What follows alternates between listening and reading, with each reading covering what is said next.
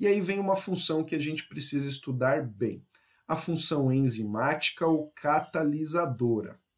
Então, esta função catalisadora, ela vai acelerar uma reação química, vai melhorar uma reação química, mas não vai deixar a temperatura dessa reação química aumentar e nem energia, ATP, ser consumida. Então, a ação catalisadora enzimática é uma reação aí, é uma função de extrema importância para o organismo. Por exemplo, a própria síntese de ATP é controlada por enzimas. Então, quando a glicose é quebrada no citoplasma, essa quebra de glicose é controlada por uma enzima, para evitar que esta quebra de glicose libere uma grande quantidade de calor ou consuma mais energia, mais ATP, do que o necessário. A ação enzimática ou catalisadora, ela também é específica. E aí ela recebe um nome chave-fechadura, um nome popular. Para cada fechadura, uma chave. Para cada substrato, uma enzima. Para cada nutriente, uma enzima. Por exemplo, nós temos a fechadura amido, que é um carboidrato. Na saliva, nós temos uma chave, a amilase salivar. Então, lembrem-se que a palavra serve para facilitar a vida. Ase significa quebrar. Então, a amilase é uma enzima que quebra amido. A amilase quebra proteína? A amilase quebra lipídio? Não.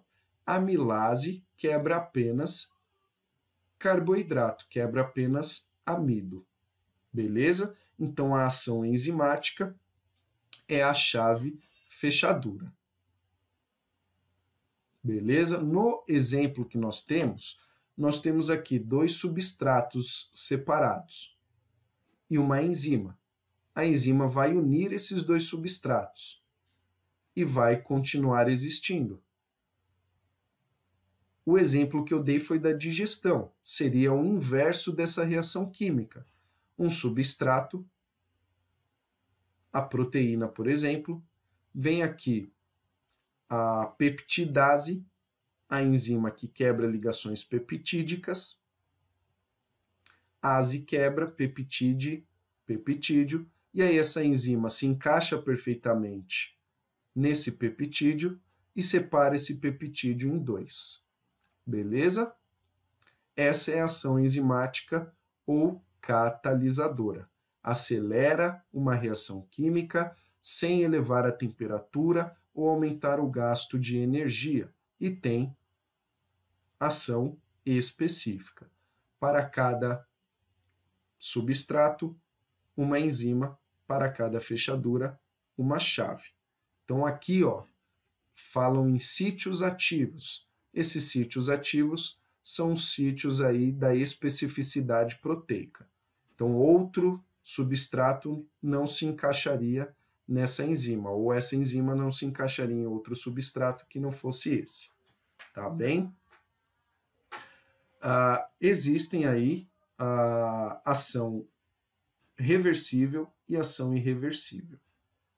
É um detalhe também, mas não vem ao caso, porque não é questão de vestibular, tá bem?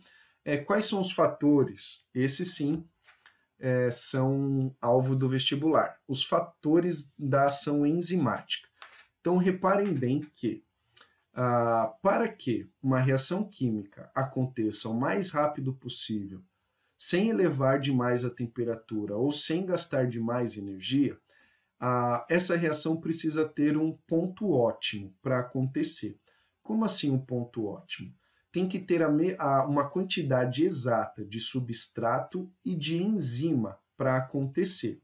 E também uma temperatura e uma acidez ótimas também para que a velocidade dessa reação química seja ótima. Então, quantidade de substrato, quantidade de enzima, temperatura e acidez. São os fatores que influenciam na velocidade da reação. Então, se todos esses 4 aspectos estiverem no seu ponto ótimo, a reação química vai acontecer na maior velocidade possível. Porém, se houver aí uma discrepância entre alguns desses fatores, a velocidade dessa reação química diminui.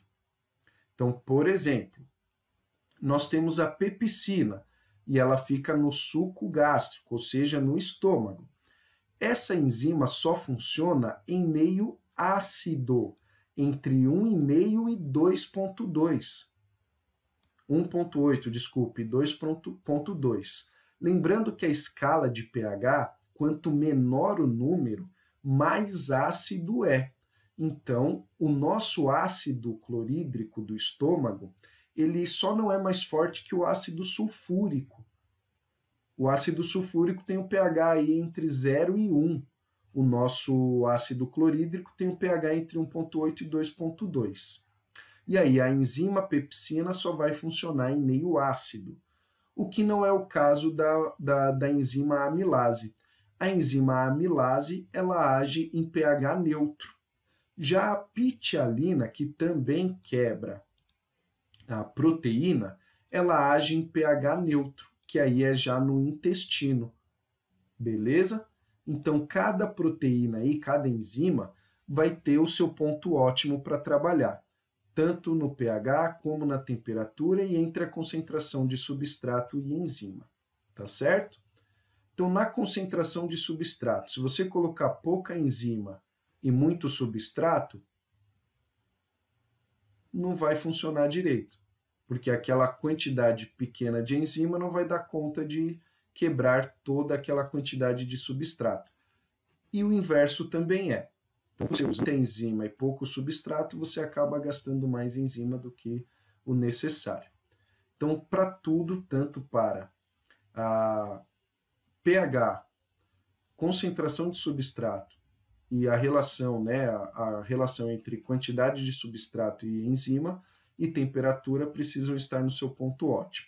Lembrando que temperaturas baixas, o metabolismo desacelera e a ação enzimática também.